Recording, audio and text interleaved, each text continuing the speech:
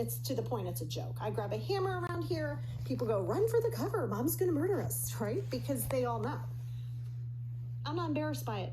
I make fun of it. We make fun of my mental stuff here because it's not that deep. So your thoughts are not that deep. Intrusive thoughts, the same thought of me bashing somebody's head in with a hammer comes from the same place of me wanting a pumpkin spice latte. Same, just a thought. So you're giving that life to that. Now, if you have the what ifs, you want to take a what if from the negative, counter that with the what if possibility from the positive perspective, right? Because you train your brain to go what if, what if, what if, what if, but you're not like, what if I'm amazing? You are amazing. But if you go the what if, then you have to challenge that with the opposite side of it. Let's see. This is Lori Wheeler on TikTok. She has a so book. Feeling normal, normal's a dryer setting, okay? Normal is nothing more than a dryer setting. Let's not hype up this whole normal thing. We all need to be a little weird. We are all a little weird and we're all just winging life. So you have to realize that the only thing that you have to do being a mom is to screw your kids up this much less than what you were screwed up. That's it. That's a success. That's a success. Let's not make it deeper than it is. Like my daughter, my son, no, I'm not doing crafts. No, we are not doing crafts. It's not happening. Now, Deborah, my neighbor, oh my God, she's like Holly Homemaker over there. Oh, you want to do crafts? Go to Deborah's. Go carve pumpkins over there. Go do all these things. First, be clear that you just have to keep these people somewhat alive and do a little less damage. And then in the middle of that, find that space for you. Let's see. Crafts, could you imagine? No. I mean, I do my crafts for me. I'm not doing, oh God, then children have to ask you questions and oh God, no. Let's see. How do I stop the spiral of what if overthinking? So you're allowing this to, you have this fake idea that you have control over other people and situations that have either happened or could happen. You don't. You don't.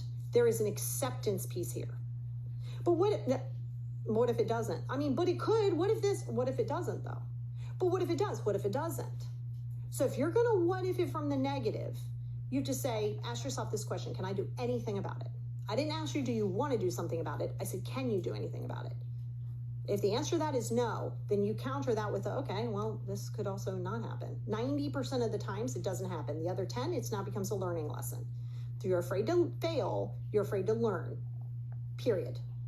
To learn and not execute is to not learn.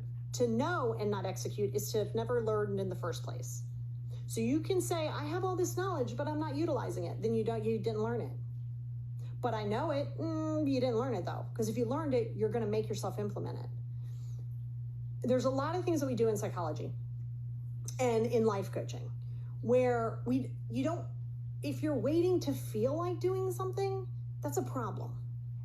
You do it regardless. The difference between those super successful people, the Gary V's of the world, spirit animal. Gary's my spirit animal. He has no clue, but he will one day. We will speak on the stage together. He just doesn't know it yet, but it will happen. Trust me. But so with Gary V, he's going to do all of the things that you don't want to do first thing in the morning. He's going to make sure that that happens, whether he wants to do it or not. So if you're waiting for motivation, I just did the podcast last week on motivation. If you are waiting to be motivated to do it, motivation's a bullshit word. I'm going to keep it real with you. I'm not motivated to do it. Of course you're not motivated to do it. Who the fuck wants to go out and do dumb shit? You guys asked me, like, I haven't run a lot over the last 2 weeks. I've been in the damn closet in between clients. But you go, how do you get up every morning and just go for a run? I'm like, well, I have to remind myself I'm fortunate enough to be able to go for a run. I know it makes me better for my mental health. Do I want to do it? I do not. I do not. But it's not about what I want to do. It's about what I know makes me feel good. So you have that choice to execute that.